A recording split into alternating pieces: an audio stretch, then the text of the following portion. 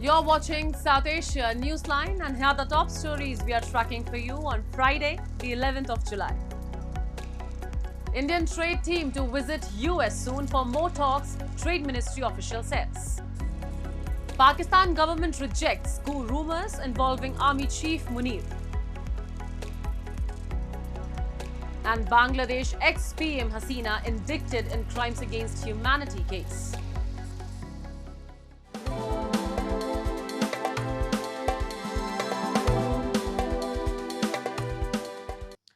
And now for all the details. Amid proposed talks on a trade deal between India and the US, a delegation from New Delhi is expected to visit Washington soon for negotiations.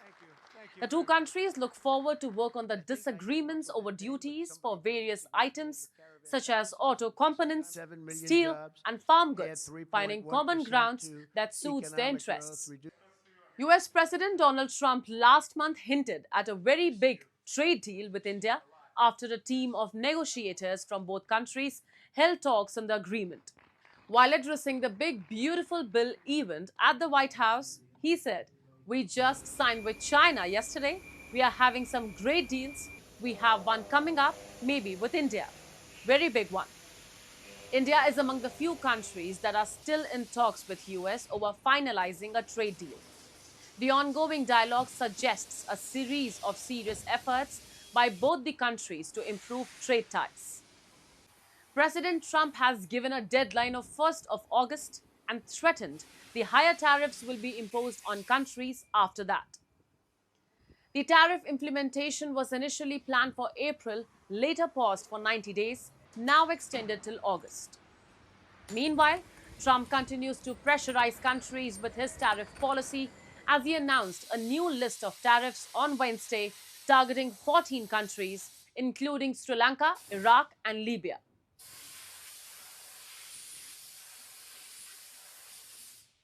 And amid speculation of a military coup led by Pakistan Army Chief Field Marshal Asim Munir against incumbent President Asif Ali Zardari, the Pakistan government has denied any such development.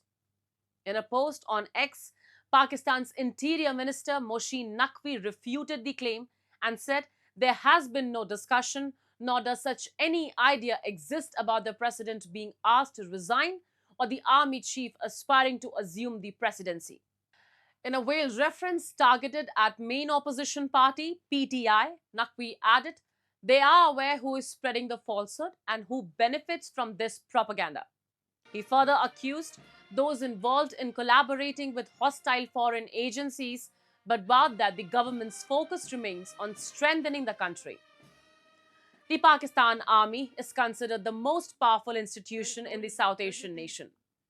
It has a long history of direct and indirect political involvement, having staged successful coups in 1958, 1977, and 1999, and ruling directly for significant periods. Even during civilian rule, the military often exerts influence behind the scenes, shaping government policies and leadership transitions. While the incumbent army chief has said the force will not interfere in political matters, in contrast, critiques including Imran Khan-led PTI have accused military under Munir of maligning democracy and undermining the political process. The military influence in Pakistan landscape was also recently seen in May 2025, after even facing significant losses to military installation against India. Munir was elevated to Field Marshal rank.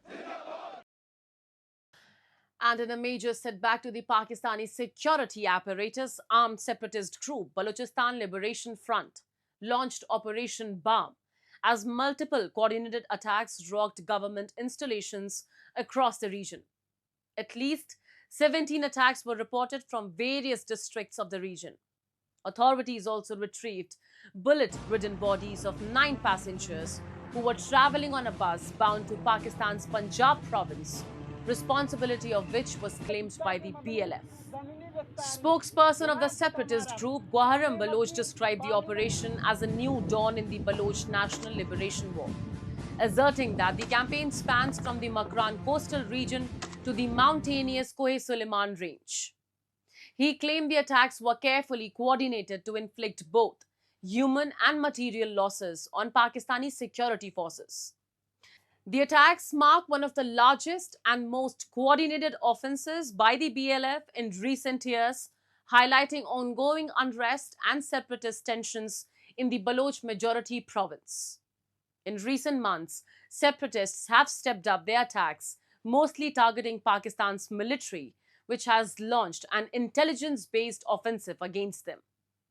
Their other main targets have been Chinese nationals and interests, in particular, the strategic port of Gwadar on the Arabian Sea, with separatists accusing Beijing of helping Islamabad to exploit resources. And the International Crimes Tribunal of Bangladesh has ordered the framing of formal charges against former PM Sheikh Hasina and two others accused in the case over crimes against humanity during the last year's mass uprising in the nation, the Dhaka Tribune has reported. The other accused are former Home Minister Asuduzzaman Khan Kamal and former IGP Chaudhry Abdullah Al Mamoon. Only the former IGP has been arrested in the case so far and informed the court that he wants to voluntarily become a state witness. Sheikh Hasina and Asuduzzaman Khan, on the other hand, have been shown as absconders. Earlier, a BBC report cited that Hasina allegedly ordered security forces to open fire on protesters during the 2024 July-August unrest. The revelation has become a key evidence against her in the ongoing trial in absentia. The protests began over public job quotas but quickly escalated into a widespread anti-government movement. On 5th of August, as demonstrations intensified, Hasina reportedly fled to India just hours before protesters stormed her official residence. Following her ouster, Nobel laureate Muhammad Yunus was declared as the head of the interim government. Dhaka recently, in a letter, requested India to extradite Hasina.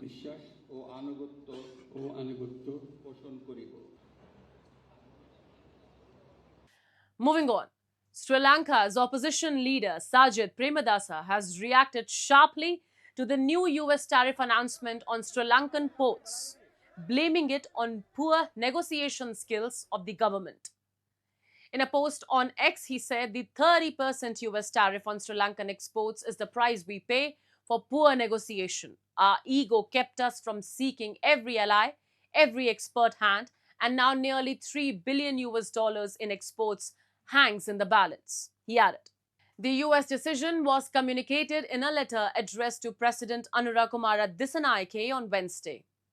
It directly threatens the island nation's apparel sector, which pulled in $1.9 billion last year, mostly from the exports to the United States. The industry employs around 300,000 people.